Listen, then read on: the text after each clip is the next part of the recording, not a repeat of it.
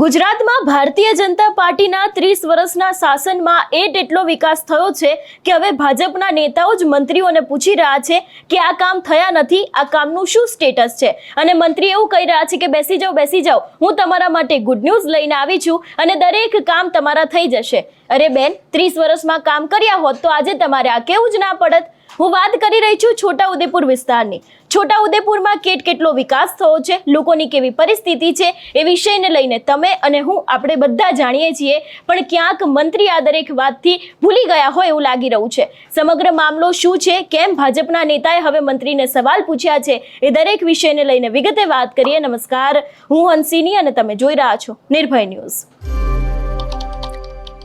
સ્થાનિક સ્વરાજની ચૂંટણી છે। ભારતીય જનતા પાર્ટીના મંત્રીઓથી લઈને મુખ્યમંત્રી સુધીના નેતાઓ અત્યારે પ્રચાર કરી રહ્યા છે, કહી રહ્યા છે કે ભારતીય જનતા પાર્ટીએ 5 વર્ષમાં આટલા વિકાસ કર્યા છે, અમને મત આપો। ઘણી બધી જગ્યાએ આ જ નેતાઓ પોતાનું અપમાન કરીને પાછા પણ આવે છે, પણ હવે ભારતીય જનતા પાર્ટીના મંત્રીને ખબર જ નથી કે છોટાઉદેપુરની વાસ્તવિકતા શું છે, તેના પ્રશ્નો શું છે।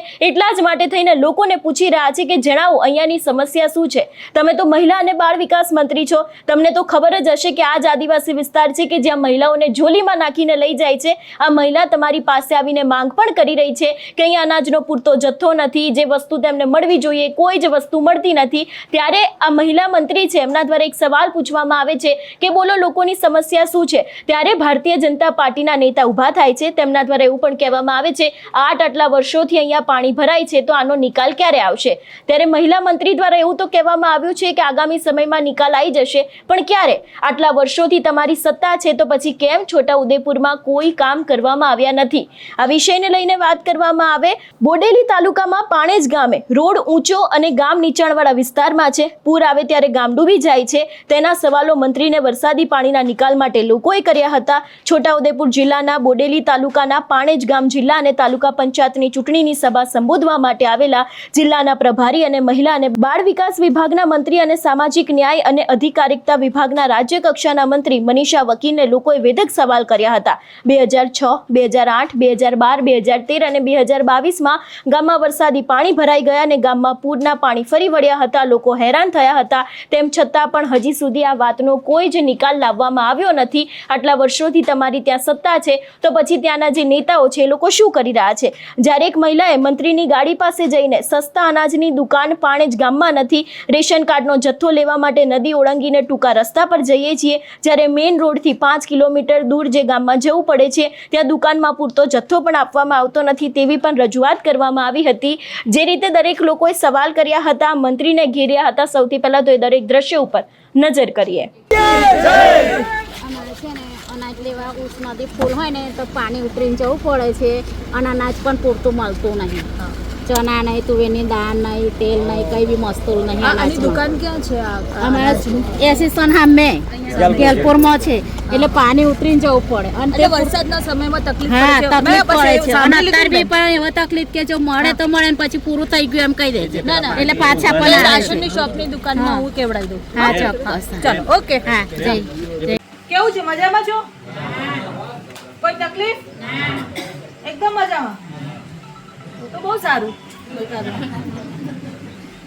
કોઈ એવી ડિમાન્ડ છે જે તમારી રહી ગઈ હોય? છે કોઈ? કઈ વાળી શું છે? કોઈ વિકાસનું કામ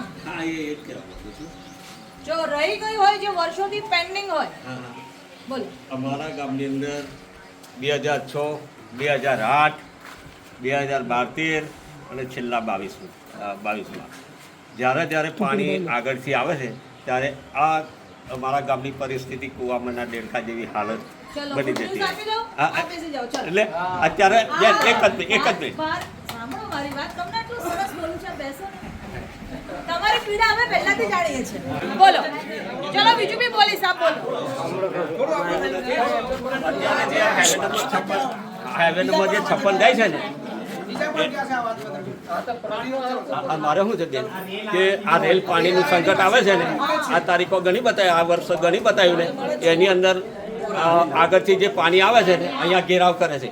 અત્યારે અમારું ગામ 3 ફૂટ નીચું છે અને આવનારા રસ્તો છે ને એ 4 ફૂટ ઊંચો આવે છે। એટલે અમારે સરકારી સુવિધા મને અહીં આપે જ છે, સરકારનો મેં આદર નથી. હા, એટલે અમારે પુલની માગણી છે, પુલની 1 કિલોમીટર પુલની માગણી છે. પાણીના નિકાસ માટે 1 કિલોમીટર પુલની જરૂર છે, એટલે પાણી અહીં જતી રહે. નહીં તો તમે લખી રાખો. આ એક વસ્તુ લખી રાખી. જો તમારી વચ્ચે આવી છું બેન.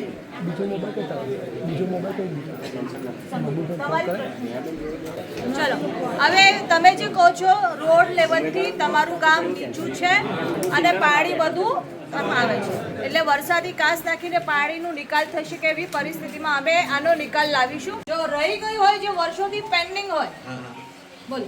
અમારા ગામની અંદર 2006, 2008, 2012 અને છેલ્લા 22માં જ્યારે પાણી આગળથી આવે છે ત્યારે આ અમારા ગામની પરિસ્થિતિ કુવામાંના દેડકા જેવી હાલત બની જતી. એટલે અત્યારે એક જ મિનિટ સાંભળો મારી વાત. તમને આટલું સરસ બોલું છે, બેસો ને. બોલો. ચલો બીજું બી બોલીશ, આપ બોલો. હાઈવે નંબર જે 56 જાય છે ને, મારે શું છે બેન કે આ રેલ પાણીનું સંકટ આવે છે ને, આ તારીખો ઘણી બતાવી, આ વર્ષ ઘણી બતાવ્યું ને, એની અંદર આગળથી જે પાણી આવે છે ને અહીંયા ઘેરાવ કરે છે.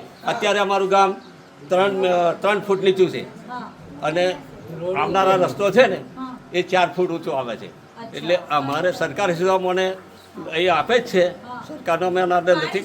હા, એટલે અમારે પુલની માગણી છે, પુલની 1 કિલોમીટર પુલની માગણી છે. પાણીના નિકાસ માટે 1 કિલોમીટર પુલની જરૂર છે, એટલે પાણી અહીં જતી રહે. નહીં તો તમે લખી રાખો.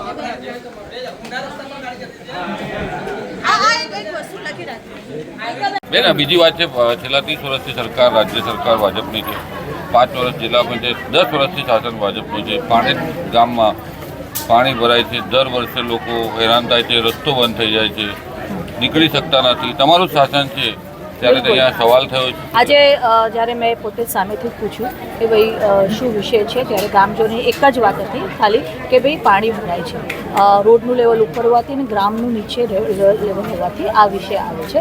પણ વરસાદી કાંસ નાખીને આ પાણીનું જે વરસાદી પાણી આવે છે બહારથી એનો કેવી રીતે નિકાલ થાય એનું અવશ્ય પ્લાનિંગ થઈ શકે છે અને આ કામ થઈ શકે એવું છે કે બહુ મોટું કામ નથી, જિલ્લા પંચાયતથી આ કામ થઈ શકે. 10 વર્ષથી શાસન જિલ્લા પંચાયતમાં છે, કેમ ના થયું પાણીનો નિકાલનો? એ મેં જે આગળના જે અધિકારીઓ હતા એની સાથે વાત કરી છે, પણ હવે હું જ્યારે કહી રહી છું ત્યારે થઈ જશે, એ વિષય પૂરો થઈ ગયો છે.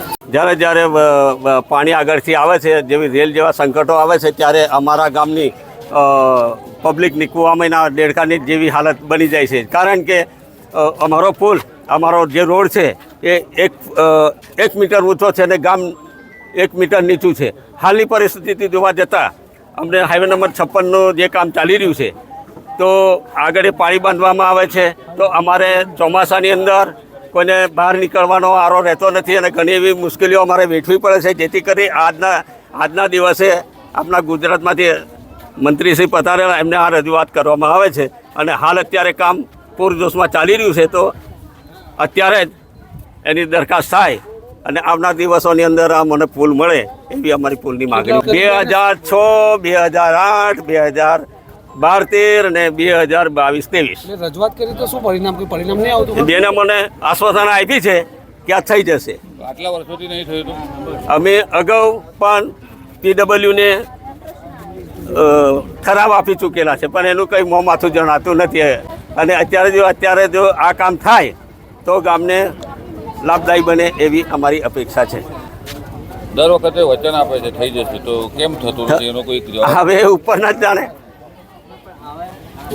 આ વખતે થઈ જશે એવી આશ્વાસન આજરોજ બેને મને લાગે છે તમને થઈ જશે એવું? દર વખતે જિલ્લા પંચાયત ભાજપનું શાસન હતું, ફરી પાછું આશ્વાસન આપ્યું છે, શું કહેશો? થશે ખરી? કેવું લાગે તમને? વિશ્વાસ છે, પણ હવે જોઈએ કેવું થાય છે કે બેનને મેં એવું કીધું કે અમારે ઉસ નદી ઉતરીને માલ લેવા જવું પડે છે અને ટાઈમે આપે તો આપે, નહીં તો ના પણ મળી શકે એવું છે. ઘઉં ચોખા 2 વસ્તુ મળે, તુવેરની દાળ પણ ના મળે, તેલ ના મળે, ચણા મળે તો મળે, નહીં તો ના મળે. અને જો ટાઈમે ના લેવા જઈએ તો એવું થઈ જાય કે ખલાસ થઈ ગયો એમ. પાણી ઉતરીને જવું પડે ઉસ નદી, અને જો ફરીને જાય તો ખોડિયા રહીને જવું પડે. કેટલા કિલોમીટર ફરીને જવું પડે? 5 કિલોમીટર થાય સર. બેને રજૂઆત કરી, બેને શું કીધું તમે? બેને કીધું બધું થઈ જશે. ગામમાં સસ્તાની દુકાન થાય તો ફાયદો થાય. હા થાય ને. શું માંગ છે તમારી? અમારી માંગ છે કે અમારું એસીસન અમારે પાણીમાં જોઈએ એટલી માંગ છે.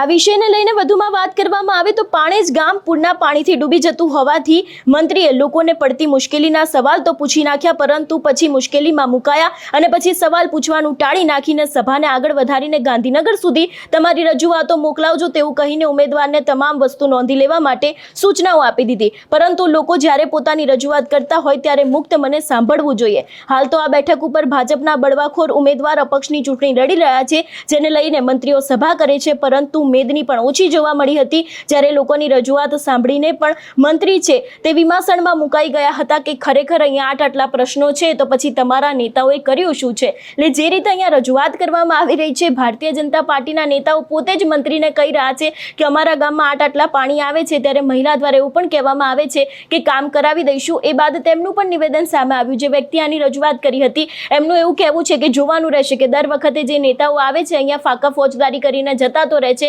પણ પછી પરિસ્થિતિ જેવી હતી એવી જ થઈ જાય છે. આ સમગ્ર વિષયને લઈને તમારો શું અભિપ્રાય છે અમને કમેન્ટ કરીને ચોક્કસથી જણાવજો. તેની સાથે અમારી ચેનલ નિર્ભય ન્યૂઝને લાઇક, શેર અને સબસ્ક્રાઇબ કરવાનું ભૂલશો નહીં. નમસ્કાર.